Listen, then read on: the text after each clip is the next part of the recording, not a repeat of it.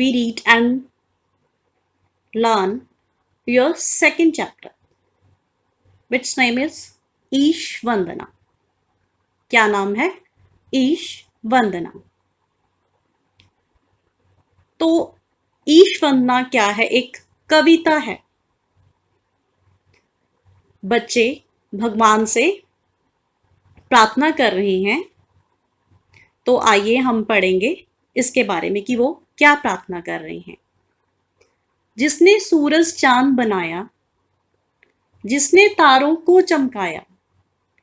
बच्चे भगवान से प्रार्थना कर रहे हैं उस सृष्टि के रचयिता जिसने सारी सृष्टि को बनाया है. जिसने सूरज चांद बनाया, जिसने सूरज को बनाया है, चांद को बनाया है और जिसने तारों को चमकाया है. जिसने चिड़ियों को चहकाया, जिसने बादल को बरसाया. जिसने चिड़ियों को भी चहकाया है, मतलब कि सभी पशु पक्षी जो हैं वो बहुत ही खुश हैं. उसने ऐसी सृष्टि की सृजना की है. और जिसने बादल को बरसाया, बादल को भी बरसाया है, बारिश भी होती है. जिसने फूलों को महकाया और उसने फूलों को भी महकाया है. इसका अर्थ है कि जो भी चीजें धरती पे, चाहे वो पक्षी हैं, सूरज चांद, वो सब पर भगवान ने प्रभु ने अपनी कृपा बनाई हुई है. ये उसी की बनाई हुई सारी कायनात है. जिसने सारा जगत बनाया, जिसने सारी दुनिया को बनाया है. जिसने रची हमारी काया, जिसने हमारे शरीर को बनाया है, हमारी रचना की है मनुष्य की. हम उस ईश्वर के गुण गाएं, उसे प्रेम से शीश झुकाएं. और हमें हर वक्त उस ईश्वर के गुण गाने चाहिए और प्यार से उसे नमस्कार, शीश झुकाना चाहिए. और आगे हम पढ़ेंगे शब्द, शब्दों के अर्थ. सबसे पहले है ईश्वर. ईश्वर का मतलब क्या होता है? भगवान. और दूसरा है शीश, मतलब सिर. शीश का मतलब होता है सिर. और आगे है प्रेम. प्रेम का मतलब क्या होता है? प्यार. और नेक्स्ट है झुकाएं. झुकाएं का मतलब नमन करें, किसी को नमस्कार करना, किसी के आगे झुकना. और आगे है जगत. जगत का मतलब होता है संसार. और आगे है काया. काया का मतलब शरीर. और नेक्स्ट है रची. रची का मतलब बनाई. और इसके जो प्रश्न उत्तर हैं वो हम आपको हल करके उसका एक फोटो खींच के भेज देंगे और अपनी फेयर नोटबुक पे वो कर लेना. तो चलिए अब नेक्स्ट हम करते हैं कविता के इन वाक्यों को पूरा कीजिए. प्रश्न नंबर 2 है, खाली स्थान है, रिक्त स्थान है, ये आपने भरने हैं. जिसने सूरज चांद बनाया. जिसने सूरज क्या फिल करना है आगे? चांद बनाया. ख में क्या आएगा? जिसने तारों को चहकाया. ये कविता की लाइनों में से ही जो है रिक्त स्थान बनाए गए हैं. और ग क्या है? जिसने रची हमारी काया. और आगे घ क्या है?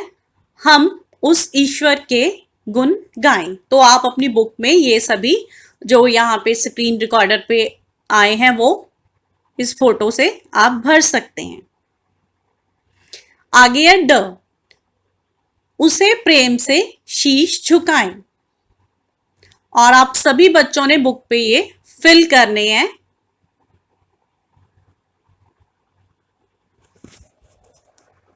और आगे देखिए, नीचे दिए गए वाक्यों के सही अर्थ के सामने सही का चिन्ह लगाना है. तो सबसे पहले क पार्ट है, तारे कहाँ दिखाई देते हैं. और इसके ऑप्शंस हैं आकाश में, धरती पर, घर में।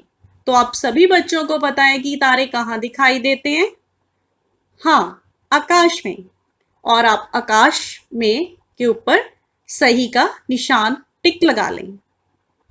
और आगे ख देखें, सूरज कब चमकता है? दिन में, रोशनी में, रात में। आप सभी को पता है कि कब सूरज चमकता है? दिन में। हाँ, दिन में पे टिक लगा लें। और आगे है ग पार्ट, चांद से हमें क्या मिलता है? और ऑप्शंस हैं प्रकाश, अंधेरा, धूप। तो चांद से हमें क्या मिलता है? प्रकाश। और आगे है नंबर 4 पे आपका जो प्रश्न है, समान अर्थ वाले शब्दों को रेखा से मिलाइए और याद कीजिए। इसमें कुछ शब्द दिए गए हैं जैसे कि सूरज, उससे मिलता जुलता समान अर्थ जिनका एक सा अर्थ हो। जैसे सूरज, पहले सबसे क्या है? सूरज।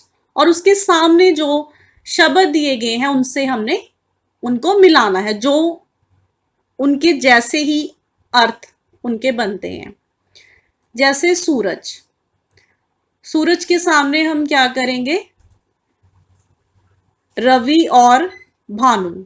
सूरज को किससे मिलाएंगे? नंबर 4 पे दिया हुआ है रवि और भानु। और दूसरा है तारा, तारा को हम किस पे मिलाएंगे? जो सेकंड लास्ट पे दिया हुआ है सितारा, सितारा पे साथ। और मैंने ये नंबर भी डाले हुए हैं, आप उनसे भी ये देख सकते हैं। और नेक्स्ट है फूल, फूल का समान अर्थ क्या है? सुमन, पुष्प। और आगे है धरती, धरती का समान अर्थ क्या है? पृथ्वी।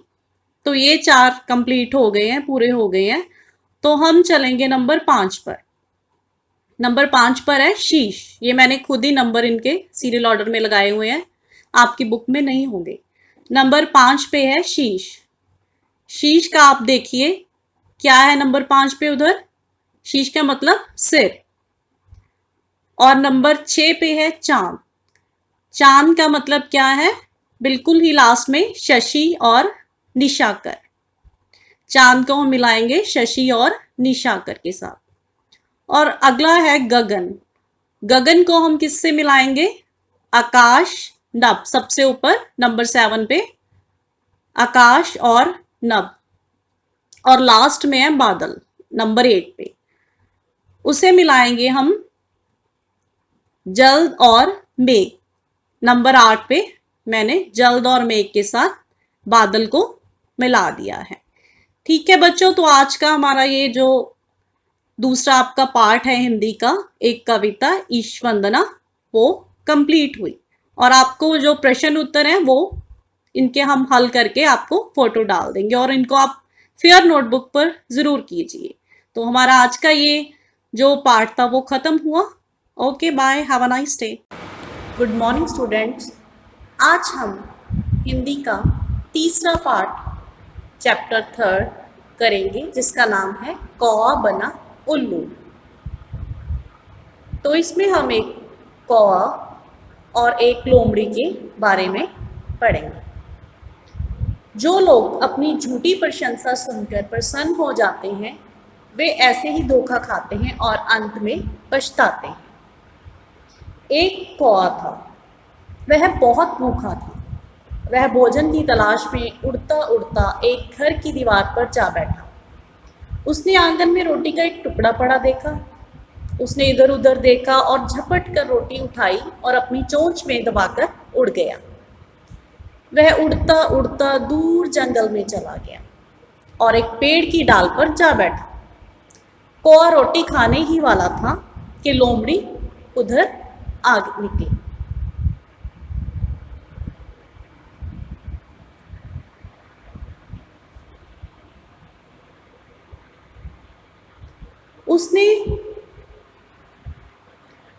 उसने कौवे की चोंच में रोटी देखी तो उसकी लार टपक पड़ी। वह सोचने लगी, यह रोटी का टुकड़ा मैं लूंगी। लोमड़ी पेड़ के नीचे बैठ गई और मुस्कुराकर बोली, नमस्कार कौए भैया, कहो कैसे हैं। कौ कुछ भी नहीं बोला। वह जानता था कि यदि मुंह से कुछ बोला तो रोटी का टुकड़ा नीचे गिर जाएगा। और तब चालाक लोमड़ी कौए की प्रशंसा करती हुई बोली, कौए भैया, वास्तव में तुम्हारे से सुंदर कोई पक्षी नहीं है। भोला भाला मुखड़ा, चमकते हुए काले पंख और सुहावनी चोंच तुम्हारी सुंदरता बढ़ाते हैं।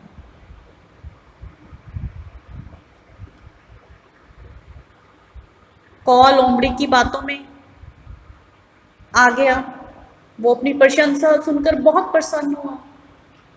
उसका मुंह प्रसन्नता से खिल उठा। लोमड़ी ने फिर कहना शुरू किया, भैया तुम्हारी बोली तो बहुत मीठी है। तुम सब गाते हो, जब गाते हो तो मन खुश हो जाता है। क्या तुम मुझे गाना नहीं सुनाओगे। अपनी प्रशंसा सुनकर कौआ फूल कर कुप्पा हो गया। वह लोमड़ी की चाल में फंस गया और अपनी प्रशंसा में आकर वो गला फाड़ फाड़ कर ऊंचे स्वर में गाना गाने लगा। कां कां कां। कौए ने जैसे ही चोंच खोली, रोटी का टुकड़ा गिर पड़ा। लोमड़ी ने झट से रोटी का टुकड़ा मुंह में दबाया और भाग खड़ी हुई। कौआ अपनी मूर्खता पर पछताने लगा। बच्चों, जो लोग अपनी झूठी प्रशंसा सुनकर प्रसन्न हो जाते हैं, वे ऐसे ही धोखा खाते हैं और अंत में पछताते हैं, जैसा कि कौए के साथ हुआ। उसने अपनी झूठी प्रशंसा सुनकर अपनी जो रोटी का टुकड़ा था वो भी गिरा दिया। तो हमारा जो पार्ट है वो कंप्लीट होता है, पूरा हो गया। और अब हम करेंगे शब्दार्थ।